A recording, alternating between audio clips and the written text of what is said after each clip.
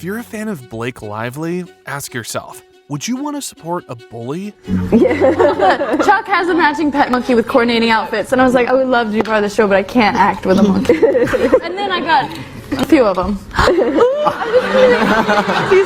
got a few of them. Come on, it was a joke. Lord have mercy. Would you really tolerate someone with this kind of attitude problem? You know, and thought she seemed nice, and little did I know. Yeah. Look at the body language experts. And finally, as a fan of hers, imagine being at her film's premiere and having her treat you this way.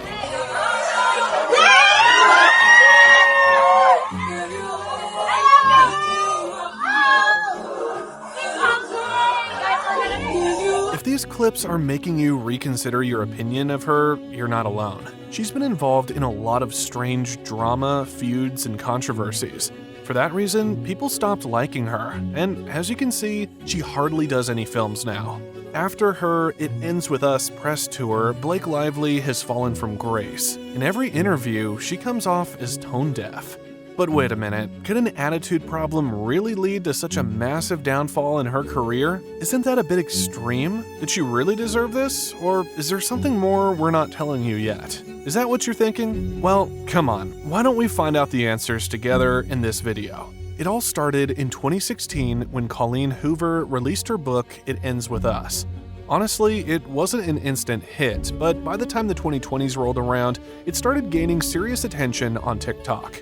Thanks to the power of book talk, this 6-year-old novel ended up being the best-selling book of 2022. Colleen Hoover was on fire. Publishers Weekly even reported that out of their top 25 books, 8 of them were hers. The trend didn't stop there either. The following year, It Ends With Us was once again the most popular book of 2023, with its sequel, It Starts With Us, almost catching up. At this point, Hoover's only real competition was herself, making her one of the most buzzed-about authors in recent years. While the book is labeled as a romance, it tackles heavy topics like domestic violence, emotional abuse, and even attempted rape. Naturally, people expected a serious adaptation when it was announced that It Ends With Us would be turned into a film. In 2023, Blake Lively was cast as the lead, playing Lily Bloom, a florist who falls in love with Ryle Kincaid. But Ryle, played by the film's director Justin Baldoni, turns out to be extremely abusive. Given the intense themes of the story, everyone thought the press tour would be pretty somber. So when the press tour kicked off and the promotional materials started coming out, people were thrown off when Blake Lively made it sound like the movie was just a fun girls' night out. Her promotional message was... Hello, Blake Lively here. Colleen Hoover. And It Ends With Us is in theaters now, so grab your friends, wear your florals, and head out to see it. This unexpectedly sporting tone for such a serious film was really off-putting. But don't think it just stopped there. Rather, now we're coming into the messier part. Blake kept missing the mark throughout the entire tour. People couldn't help but notice when Blake started focusing on the movie's fashion more than anything else. Viewers were confused by how much attention was given to the designer clothes rather than the serious issues the film was supposed to address. Talking about fashion in a film centered on domestic violence felt incredibly out of place. It started to feel like the promotion, and maybe even the movie, was more about showcasing Blake Lively than tackling the tough subject matter. She seemed to be making the press tour all about herself, or at least that's how it came across. The real clincher was when she launched a new line of hair care products right in the middle of promoting the film. Yes, her new hair care line, which had been in the works for 7 years, made its debut during a domestic violence film promo. Even if this was just bad timing, it's hard to believe it was a coincidence. And if that wasn't enough, she used the film to plug her alcohol brand. Blake's alcohol company, Betty Booze, hosted a pop-up shop themed around her character from the film. The shop was designed to coincide with the movie's opening weekend, but she didn't just stop there. Betty Booze also threw an after-party for the premiere where they served a drink called Ryle You Wait, named after the domestic abuser character in the movie. Naming a drink after a domestic abuser. Such a shocking lack of sensitivity to the film's serious themes. But you see, just after the film's release, Blake Lively started sharing some serious posts about domestic violence on Instagram, including statistics and resources. But these posts vanished within 24 hours. This late effort to address the issue was seen by many as too little too late. As her name and past controversies started resurfacing, people began digging into her history. If you remember, Blake previously faced enough backlash for using a transphobic slur in interviews, including a 2012 comment with Elle magazine where she said this: "I hope to have a few girls one day. If not girls, they'd better be trannies, because I have some amazing shoes and bags and stories that need to be appreciated." Even though some argue that in the last 12 years, language norms have changed, marginalized communities have long condemned such slurs. On top of that, that was the year Blake and her husband, Ryan Reynolds, were criticized for getting married at a plantation. The reason? The plantation had deep ties to slavery. Getting married there is like celebrating the tradition of slavery or just turning a blind eye to one of mankind's biggest problems. Naturally, people went outrageous, like one Reddit user who said, "I didn't like her much marrying at a plantation." The couple later apologized, admitting their ignorance about systemic racism, and donated $200,000 as a gesture. But what's done is done. They're wealthy, and it seems like they believe that with enough money, they can do whatever they want, even if it means being insensitive and then simply compensating for it with cash. And that's not all. She's had her fair share of feuds with other celebrities as well. For example, back in 2008, rumors started swirling about tension between Blake and Leighton Meester on the set of Gossip Girl. The New York Daily News even reported that they avoided each other, causing their co-stars to take sides. Chase Crawford stuck with Leighton, while Penn Badgley stayed close to Blake. To avoid any awkward encounters, the crew would apparently call Blake to set only when her scenes were about to be filmed. The New York Daily News hinted at the feud with a blind item about two actresses who didn't get along but had to pose together at PR events. It suggested that one was bitter about being overshadowed by the other. Harper's Bazaar added that Blake was envious of Leighton's wardrobe budget, while Leighton allegedly thought Blake was egotistical. Blake's representative confirmed they were never close friends, adding fuel to the fire. There's a clip where Blake jokingly called Leighton Monkey Jesus and compared her to a pet monkey. Another promise was no pet monkey. Chuck has a matching pet monkey with coordinating outfits, and I was like, I would love to be part of the show, but I can't act with a monkey. And then I got a few of them. She's got a few of them. Come on, it was a joke. Blake claimed it was just a joke, but it only made the rumors worse. It seemed like having money or using sarcasm was her shortcut to escaping any consequences.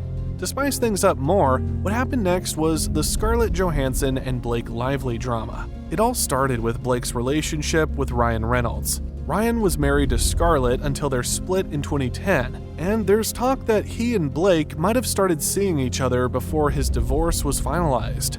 This led to rumors of cheating and Scarlett allegedly being pretty upset about it. It seemed like Scarlett thought Blake might have swooped in and taken Ryan away. Believe it or not, much like that, there was also a buzz that Blake was eyeing a role in Alfonso Cuarón's film Gravity, which Scarlett was considering, but later Sandra Bullock ended up with the part. But what's extremely weird is that Blake even got into a feud with someone who has always stayed as clean as possible from any controversies. We're talking about her A Simple Favor co-star, Anna Kendrick. On the set, things weren't exactly rosy between them. There were rumors about tension between them, leading to separate press tours. Anna even made a comment about not finding Blake as nice anymore and joked about Blake not touching her during an interview. She also hinted at possibly muting Blake on Instagram. Even Armie Hammer, who isn't exactly a favorite in Hollywood before he acted in Call Me By Your Name, mentioned that Blake might have wanted him off Gossip Girl, which might explain why he didn't finish all his episodes. But say whatever, nothing went more viral and damaged Blake's image more than her interview with Kjersti Fla.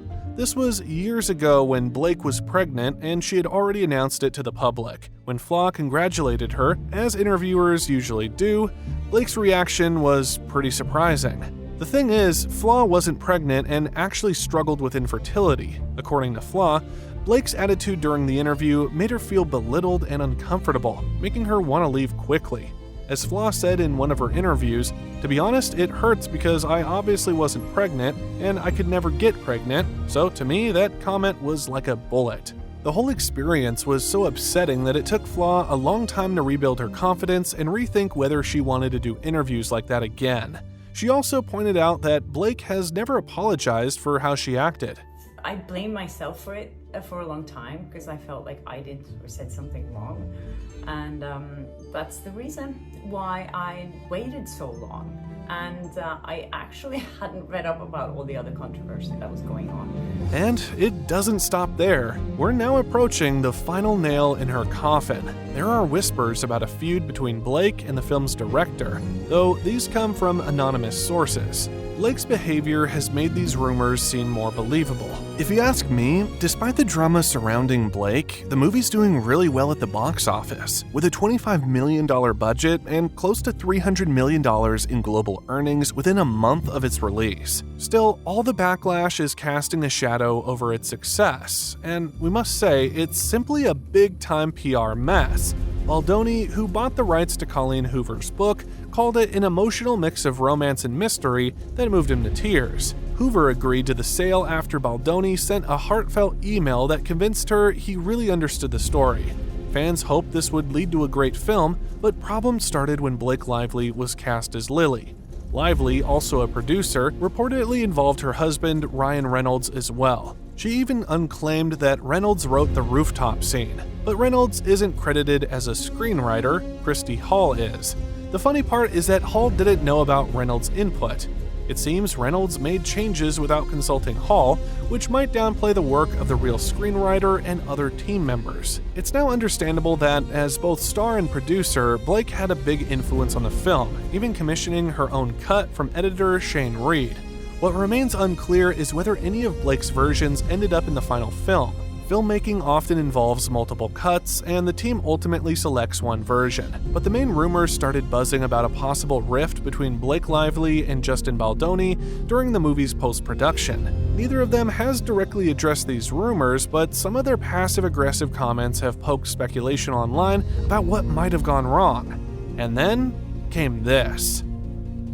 Even during the press tour, it was noticeable that Justin was missing from joint events and photos with Blake at the New York premiere. Notably, while Blake and the cast didn't follow Justin on Instagram, only he followed them. Not only that, at one time there were leaks suggesting Blake wasn't fond of Justin, partly due to claims that he fat-shamed her, while Justin, on the other hand, swiftly suggested that Blake should be the ideal candidate to direct the second film in the franchise. Do you think people would still be interested in watching a film directed by Blake Lively after all this? Or do you now agree that she is really having a downfall and she probably deserves it?